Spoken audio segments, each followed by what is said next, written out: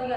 Assalamualaikum warahmatullahi wabarakatuh. Jadi sebelumnya perkenalkan ini kelompok kami Kelompok 2. Jadi siang hari ini nggak tahu di Bapak malam, pagi, siang, sore kita hari ini mau mempresentasikan pengeboman di Hiroshima dan Nagasaki. Serta proyek Manhattan. Ya. Sebelumnya kita perkenalan diri dulu, dimulai dari Azam. Saya Jamrul Fawariki. Saya Basyaya. Saya Faiz Adi Zahyadi. Saya Bunga Cantika. Saya Aura Kamilah. Saya Belajar di Tomo. Saya Vanessa Musik Rahmiswari. Oke, langsung aja ke materinya. Pertama dijelaskan oleh Azam dan Faiz. Oke, jadi latar belakang pengeboman Hiroshima dan Nagasaki itu dimulai dari proyek Manhattan. Nah, di tahun 1920-an, ilmuwan lagi pada bincang-bincangnya meneliti tentang reaksi fisi nuklir. Pertama itu ada ilmuwan Enrico Fermi yang menemukan bahwa ketika neutron ditembakkan ke inti atom itu kan ada inti yang terdiri dari proton sama neutron sama diorbit oleh elektron, yaitu bermuatan negatif. Saat ada neutron yang masuk, maka intinya itu menjadi terbelah dan tidak stabil sehingga menghasilkan energi yang besar, sehingga dia melihat sebuah potensi yang besar untuk menghasilkan tenaga, yaitu nuklir. Setelah itu, ilmuwan bernama Otto Hahn dan Fritz Strassmann mencoba menembakkannya ke unsur uranium dan radium dan berilium, menemukan unsur tersebut lebih ringan dalam bahan hasil reaksi. Setelah itu mereka mempublikasikan penemuan mereka yang menghasilkan energi besar ini, serta mengirimnya ke ilmuwan lain bernama Lisa Meitner yang melarikan diri dari Nazi Jerman. Lisa Meitner bekerja keras dengan Niels Bohr untuk menggali lebih dalam terkait penemuannya, dan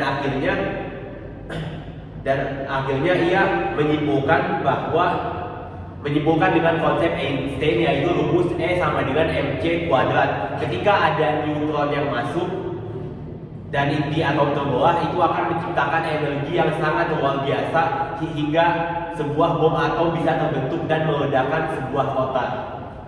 Oke, baik. Dikarenakan penemuan ini, para ilmuwan Eropa yang melarikan diri dari Nazi, Leo Szilard dan Eugene Wiener, meminta Albert Einstein menulis surat kepada Franklin D.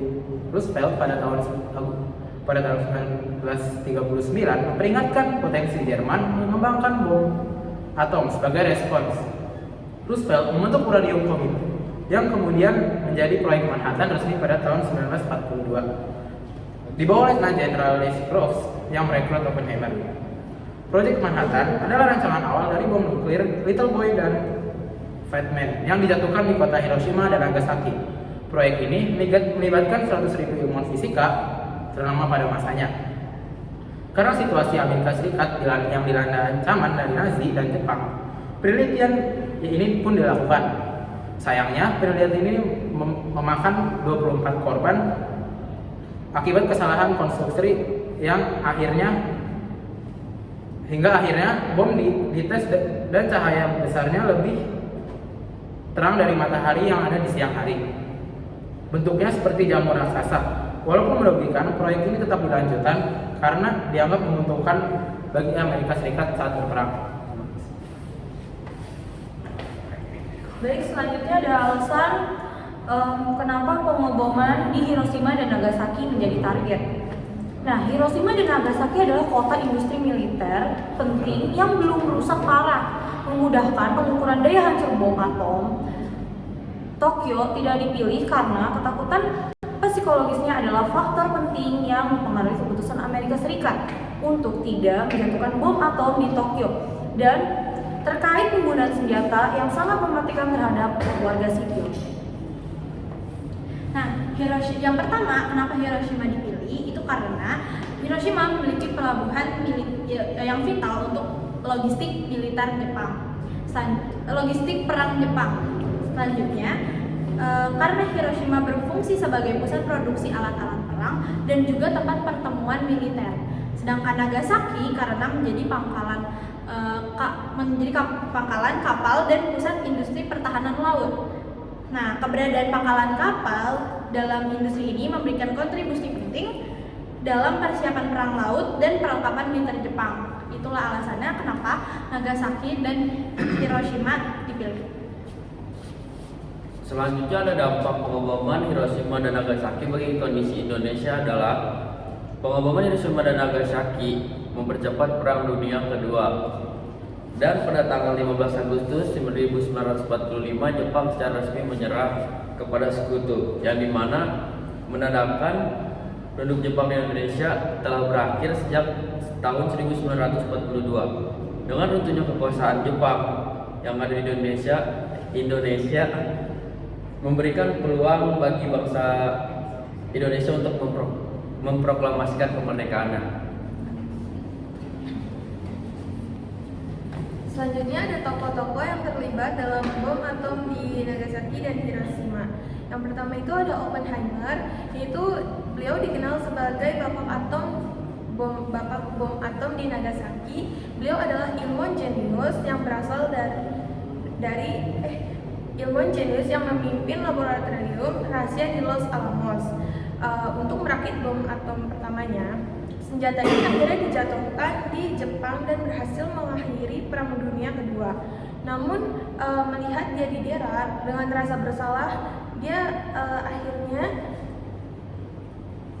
karena penyesalannya beliau berbalik menentang keras pembuatan bom hidrogen pasca serang. Sayangnya, sikap vokal dan kritisnya membuat pemerintah Amerika Serikat geram dan marah. Oppenheimer difitnah sebagai anti-komunis dan izin keamanan militernya dicabut dengan tidak hormat. Lalu selanjutnya ada Harry S. Truman. Beliau adalah presiden ke-33 Amerika Serikat yang memerintahkan pemboman atom di Hiroshima dan Nagasaki, Jepang pada tahun 1945. Pada tahun ke-76 pemboman atom di Hiroshima di Jepang, senjata nuklir yang dijuluki Little Boy dijatuhkan pada pukul 8:15 oleh pesawat pemboman Amerika Serikat yang saat itu adalah presidennya Harry S. Truman. Sebanyak 140.000 orang tewas dalam pemboman atom di Hiroshima. 3 hari kemudian, pada tanggal 19 Agustus 1945, bom atom kedua dijuluki Fat Man dijatuhkan di Nagasaki dengan korban tewas sekitar 70.000 orang. Lalu 76 tahun yang lalu, Truman memerintahkan pesawat pemboman B-219 Super Fortress Enola Gay untuk menjatuhkan bom atom di kota Hiroshima, Jepang. Dalam sekejap, ledakan itu membuat puluhan ribu orang meleleh di gedung-gedung dan tram, serta membuat kota berusia 400 tahun itu menjadi debu. Lalu ada Charles Winney. Jadi Charles Winney ini terlibat dalam peristiwa bom atom karena ia adalah seorang pilot angkatan udara Amerika Serikat pada masa Perang Dunia Kedua. Saat itu, perang antara Jepang dan Sekutu sudah berlangsung lama dan menyebabkan banyak korban jiwa. Amerika Serikat ingin perang segera berakhir karena jika perang terus dilanjutkan, diperkirakan akan semakin banyak tentara dan warga sipil yang meninggal. Amerika lalu membuat senjata baru yang sangat kuat, yaitu bom atom, melalui proyek rahasia bernama Manhattan Project. Setelah bom atom pertama dijatuhkan di Hiroshima pada 6 Agustus 1945 dan Jepang belum menyerah, Amerika memutuskan melakukan pengeboman kedua. Charles Winney dipilih untuk menjalankan misi itu. Ia menerbangkan pesawat B-29 yang bernama Boxcar yang membawa bom atom yang bernama Fat Man. Target awal sebenarnya adalah kota Kokura, tetapi cuaca buruk dan asap membuat target sulit terlihat. Karena itu target diganti menjadi Nagasaki. Pada 9 Agustus 1945, bom atom dijatuhkan di Nagasaki. Ledakan itu menghancurkan sebagian besar kota, menyebabkan kebakaran besar, radiasi, dan banyak korban jiwa. Banyak orang meninggal saat itu juga, sementara yang lain sakit karena radiasi selama bertahun-tahun. Charles Winney yang menjalankan tugas sebagai tentara dan mengikuti perintah militer Amerika. Namun, ada yang menganggap pengeboman itu mempercepat berakhirnya perang, tetapi banyak juga yang menilai pengeboman bom atom terlalu kejam karena dampaknya sangat besar terhadap warga sipil. Terus ada Hirohito. Hirohito ini terlibat dalam peristiwa Hiroshima dan Nagasaki karena ia adalah kaisar Jepang saat Perang Dunia Kedua berlangsung. Pada masa itu, Jepang sedang memperluas wilayah kekuasaannya di Asia dan Pasifik. Jepang berperang melawan banyak negara, termasuk Amerika Serikat. Salah satu peristiwa penting adalah serangan Jepang di Pearl Harbor pada tahun 1941. Setelah serangan itu, Amerika resmi ikut dalam Perang Dunia Kedua dan mulai melawan Jepang dengan lebih besar. Selama perang, kondisi Jepang semakin melemah karena banyak kota dibom dan persediaan perang mulai habis. Tetapi pemerintah dan militer Jepang saat itu masih belum mau menyerah. Ketika Amerika menjatuhkan bom atom di Hiroshima pada 6 Agustus 1945, Jepang masih belum menyerah. 3 hari kemudian, bom atom baru dijatuhkan di Nagasaki. Dua pengeboman itu menyebabkan kehancuran besar dan membuat Jepang berada dalam kondisi sangat parah. Hirohito akhirnya ikut mengambil keputusan penting untuk menghentikan perang. Ia mengumumkan bahwa Jepang menyerah pada sekutu pada 15 Agustus 1945. Pidato itu sangat bersejarah karena untuk pertama kalinya rakyat Jepang mendengar suara kaisar secara langsung melalui radio. Keputusan Hirohito menyerah dilakukan agar perang tidak berlanjut dan korban tidak semakin banyak. Setelah perang selesai, Jepang mengalami banyak perubahan. Hirohito tetap menjadi kaisar, tetapi kekuasaannya tidak lagi sebesar saat perang. Sekian dari kelompok kami. Kurang lebih yang mohon maaf. Wassalamualaikum warahmatullahi wabarakatuh. Jangan.